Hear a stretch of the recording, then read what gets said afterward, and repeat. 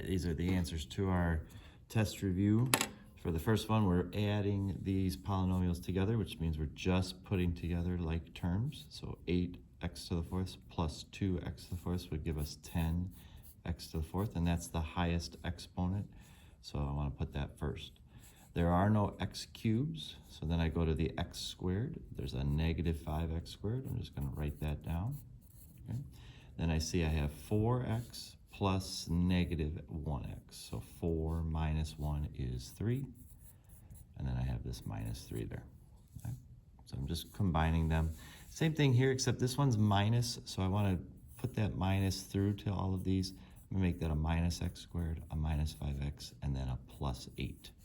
All right, so I have 3x cubed. There are no other x cubes, so I'll just write that down. Then I have this minus x squared. There are no other x squareds. I'll just write that down. I have 9x minus 5x. That's a positive 4x. And then I have negative 3 plus 8, which is a positive 5. Okay. So those are pretty straightforward. This one asks us to give an example of each of the following. So linear means we have a degree 1. Binomial means we have 2 terms. So it could be something like this, 3x plus 5. Degree 1 and 2 terms. Right? A quadratic binomial means we have a degree 2 and 2 terms. So I could just go 3x squared plus 5. Just change the 1 to a 2, and that would take care of it. A linear trinomial means we would have 3 terms. So maybe 3x plus 2,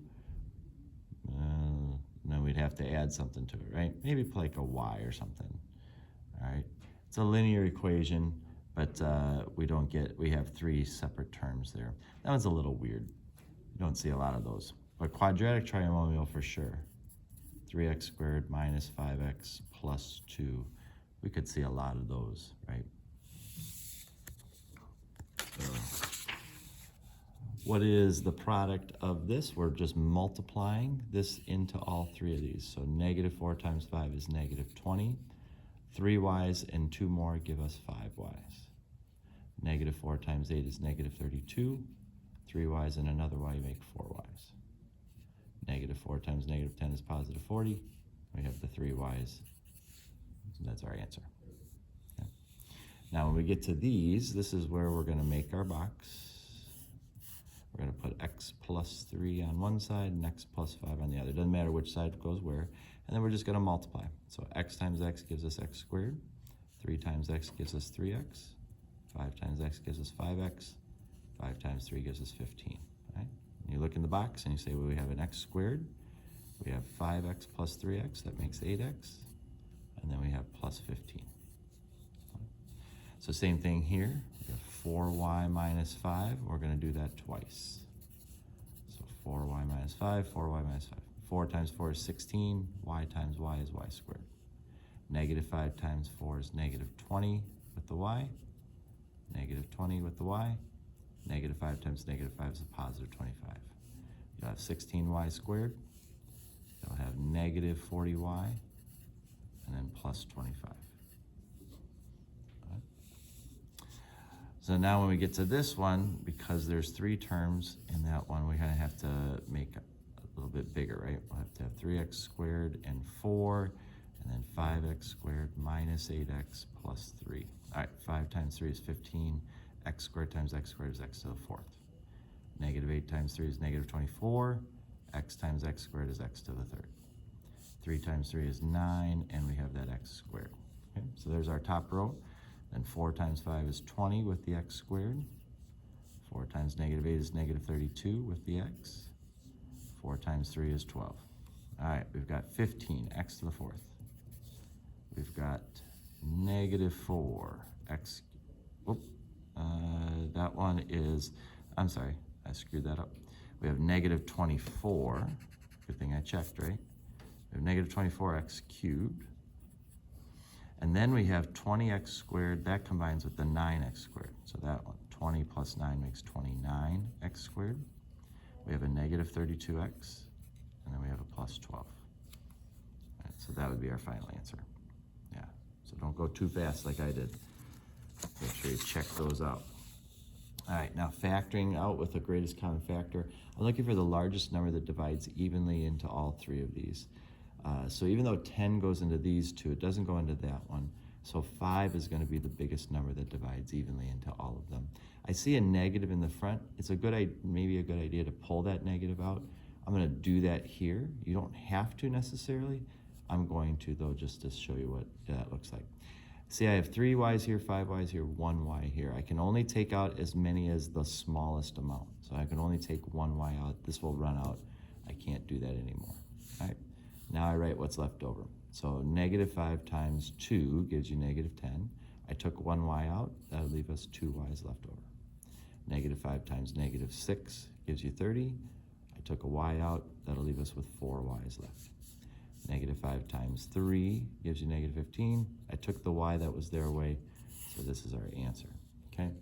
Now, if you had done positive 5, you would have just the exact opposite of what I have inside there, and that's okay too.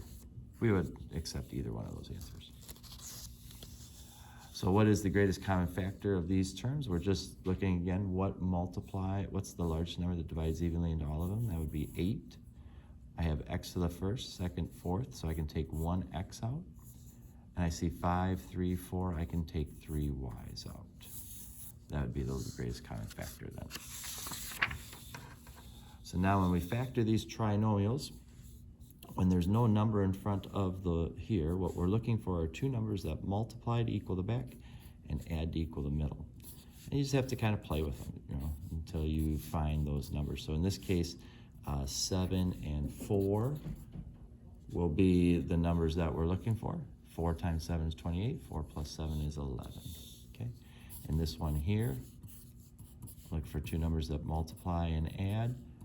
Negative 7 and negative 5 are my numbers there.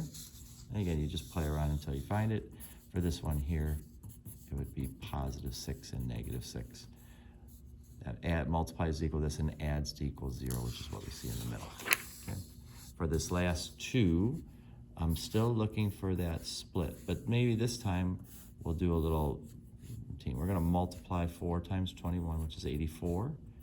We'll put the 31 here. I'm looking for 2 numbers that multiply to equal 84 and add to equal 31. Those numbers are 28 and 3. Those are going to be our x values. So if you're thinking about like undoing this, we'll have 4x squared here, 21 here. We'd have 28x in one box and 3x in the other. So this 3x is going to be gotten by doing x times 3. So that part's kind of locked in, which means this is a 4x, and this would have to be a 7 here. 3 times 7 is 21. 7 times 4, yeah, that makes that all happen. So our terms would be 4x plus 3 and x plus 7. Right? So we can do that same thing down here. I kind of go 3 times 10 is 30. That's what I want them to multiply to. I want them to add to equal negative 11. After a little bit of thought, I'll get negative 6y and negative 5y. Right? So in my box, I have 3y squared and 10. I'm going to have negative 6y and negative 5y. All right, again, to get the negative 5y, I'd have to have y and negative 5. Means this would be a 3y and this would be a minus 6. So 3y minus 5 and y minus 6 must be my factor.